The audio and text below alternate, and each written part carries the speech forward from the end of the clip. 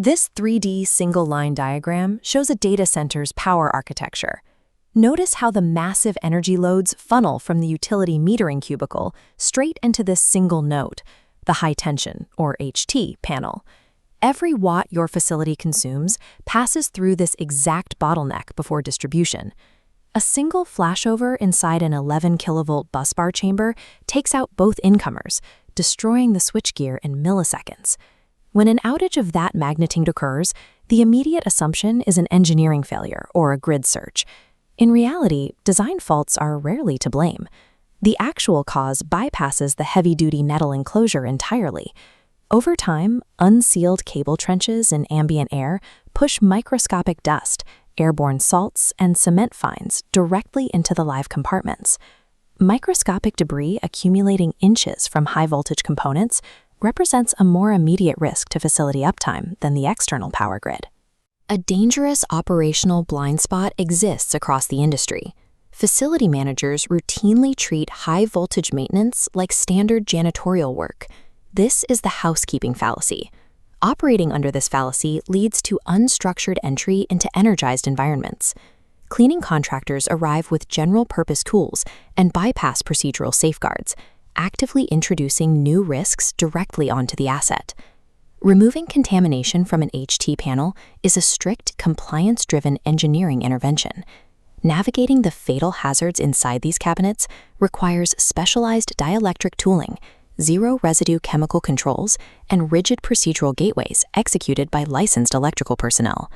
Applying the cleaning standards of a general data hall to an 11 kilovolt switchgear triggers the exact outage the maintenance was scheduled to prevent.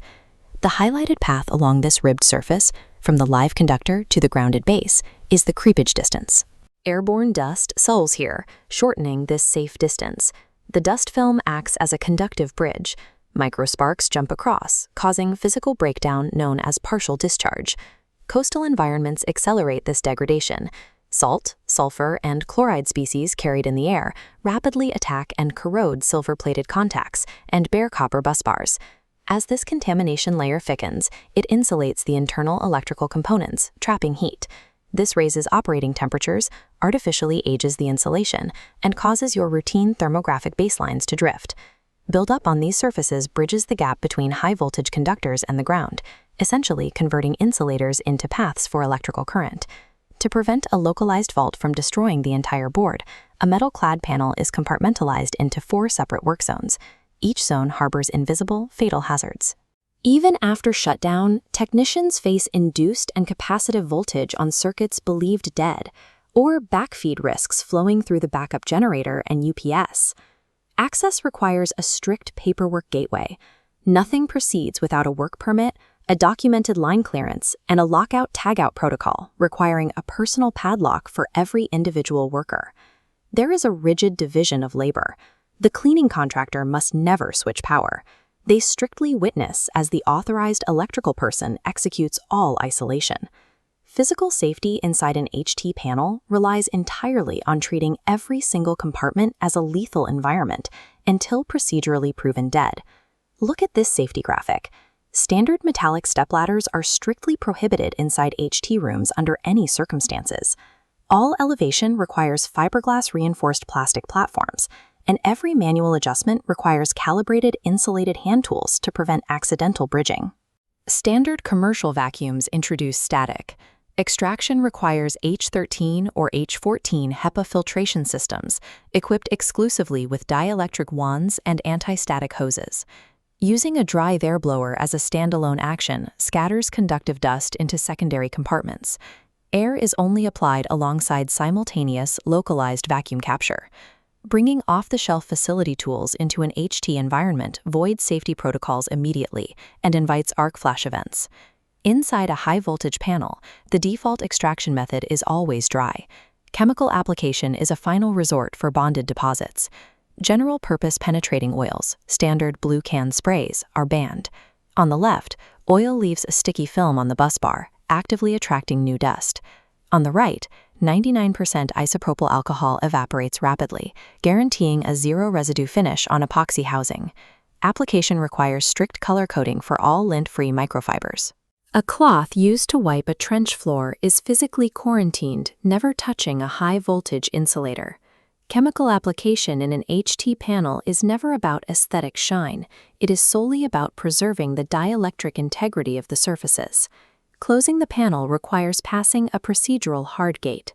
First is the tool tally reconciliation. Every single swab, cloth, and insulated driver is counted in and verified out. Next, a licensed technician conducts a visual sweep using mirrors and torches to inspect every blind corner and recess of the compartments for left-behind debris. The physical inspection is validated by a 5 kV insulation resistance test, calculating the health of the insulation to mathematically prove the panel is safe against established baseline metrics. This dashboard outlines the absolute stops.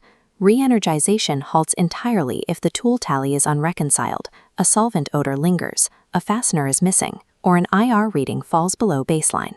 The act of re-energizing the panel represents the culmination of this safety chain, verified by mathematical proof rather than mechanical habit.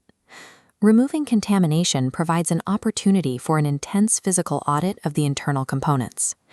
Technicians routinely uncover hidden defects long before they trigger a failure. Early tracking marks, cracked support insulators, corroded earthing bonds, and failed cable gland sealing. This data table outlines the required maintenance cadences. Inland controlled rooms require an annual clean during planned shutdowns. Coastal sites dealing with airborne salts need intervention every 6 months. And active campus construction zones require quarterly audits. There is an absolute mandate for an immediate full-scale clean prior to re-energization, following any flood, local incident, or signs of rodent activity. Engineered maintenance provides a quantifiable layer of security for the data center's most critical electrical choke point.